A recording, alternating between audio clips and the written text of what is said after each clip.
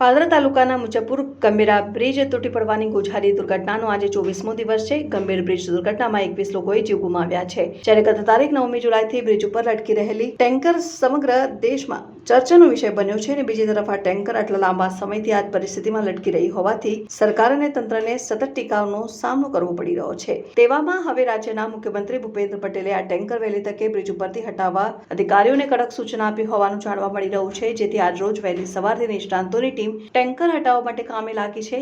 ગત તારીખ 9મી જુલાઈની વહેલી સવારે મુજફ્ફરપુર ગંભીરા બ્રિજ અચાનક તૂટી પડતા 20 નિર્દોષોના મૃતદેહ બહાર કાઢવામાં આવ્યા હતા, જ્યારે હજી સુધી નરસિંહપુરા ગામમાં રહેતા વિક્રમસિંહ પડિયારનો હજી પત્તો મળ્યો નથી। બીજી તરફ બ્રિજ પર લટકી રહેલી ટેન્કર હવે સરકાર અને તંત્ર માટે માથાનો દુખાવો બની બેઠી હોય તેવું લાગી રહ્યું છે, કારણ કે બ્રિજ પર લટકી રહેલી ટેન્કર છેલ્લા 23 દિવસથી જ એક જ સ્થિતિમાં લટકી રહી હોય અને તેને હટાવવામાં ન આવતા લોકો તંત્ર અને સરકારની ટીકા કરી રહ્યા છે। તેવામાં રાજ્યના મુખ્યમંત્રી ભૂપેન્દ્ર પટેલની કડક સૂચના બાદ ગત રાતથી બ્રિજના આણંદ તરફના છેડે તમામ જરૂરી મશીનરી લાવી દેવામાં આવી છે, અને સાથે વહેલી સવારથી નિષ્ણાતોની ટીમ સ્થળ ઉપર પહોંચી નિરીક્ષણ કરી રહી છે કે કોઈ પણ પ્રકારના નુકસાન વિના ટેન્કરને કઈ રીતે હટાવવામાં આવે। ત્યારે તમને જણાવી દઈએ કે 10 થી વધુ નિષ્ણાતોની ટીમ બ્રિજ ઉપર લટકી રહેલા ટેન્કરને હટાવવા માટે તમામ જરૂરી સેફટી સાધનો સાથે પહોંચી છે, જ્યાં ટેન્કરને કાઢવા માટે જરૂરી સપોર્ટ લગાવવામાં આવી રહ્યો છે। પૂરતી તકેદારી સાથે નિષ્ણાતોની ટીમ કામ કરી રહી છે। બ્રિજ પર લટકી રહેલી ટેન્કર સ્થળ ઉપરથી હટાવવા માટે તમામ જવાબદારી આણંદ કલેક્ટરને